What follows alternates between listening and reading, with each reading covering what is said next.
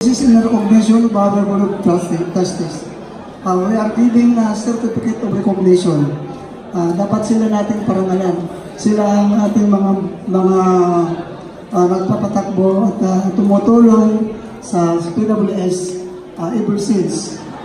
We have also to congratulate the Board of Trustees, the new elected officers. So I read this content for the recognition from PWS Secretariat to the Board of Trustees. Certificate of recognition in recognition to this outstanding service as PWS Vice President for the year May 2017, May 2019. In grateful appreciation of his full support to the programs and advocacies to the Philippine Welding Society, given during the celebration of the 27th Annual and General Membership Meeting with the team, the PWS, and the industries, reaching shared goals together for more than 25 years. The 7th day of May 2019 at the Titanium Building, the OST MRDC Compound, General Santos Avenue, Bicutan, Taguig City. Signed, Engineer Reynaldo de la Cruz, President PWS, and yours truly.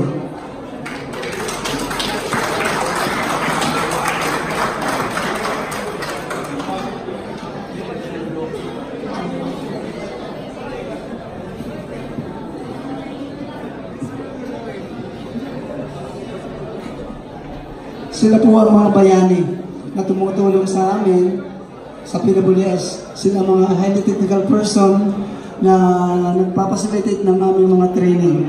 So, all of them are resource speaker.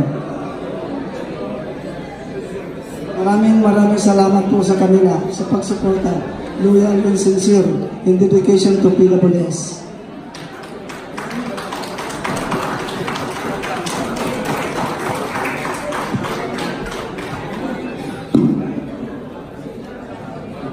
We have also recognition plaque of appreciation to our President, Engineer Reynaldo de la Cruz Jr.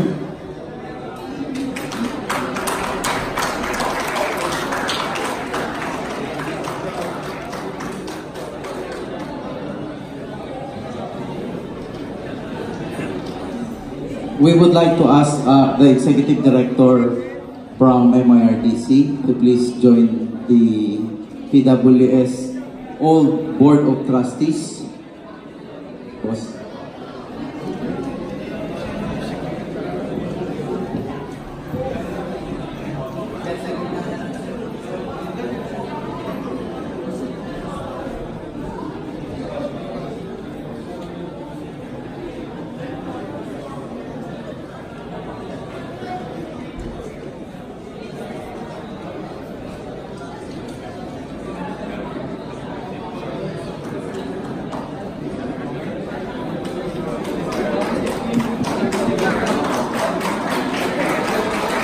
Sorry, just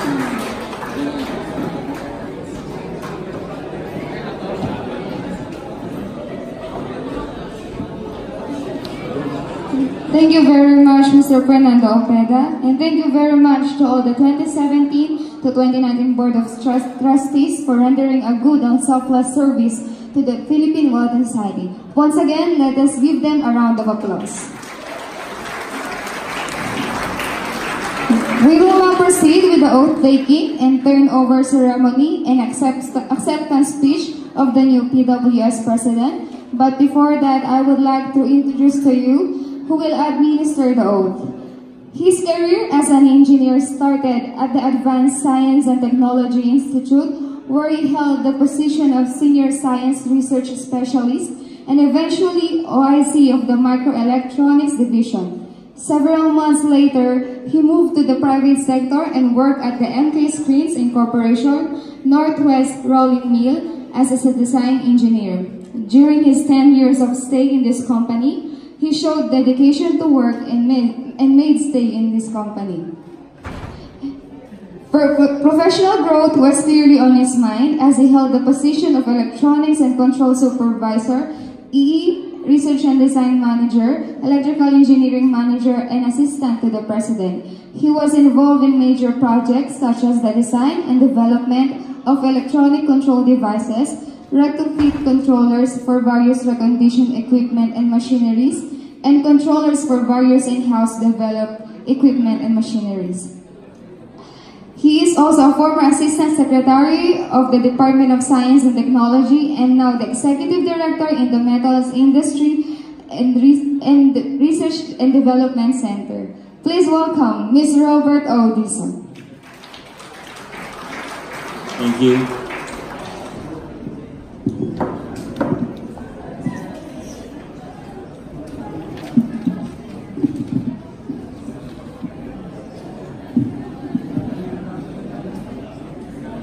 Okay, I would like to ask all the newly elected officers of the society to please raise their hands, right hands, and swear the oath of being a duly elected PWS officer.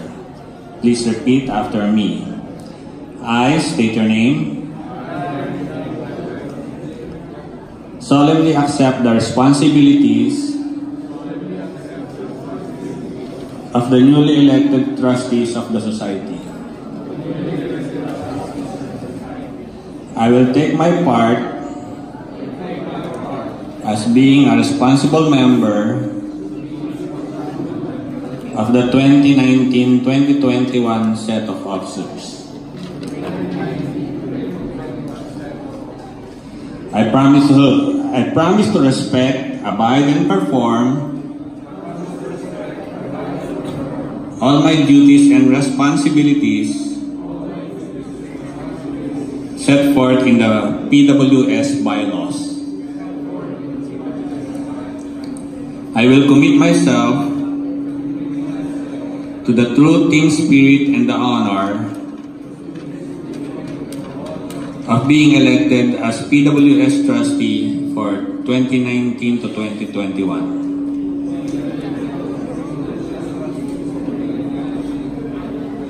So help me God.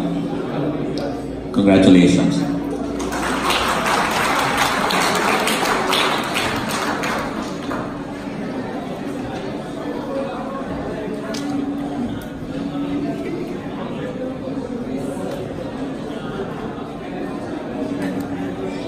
Okay.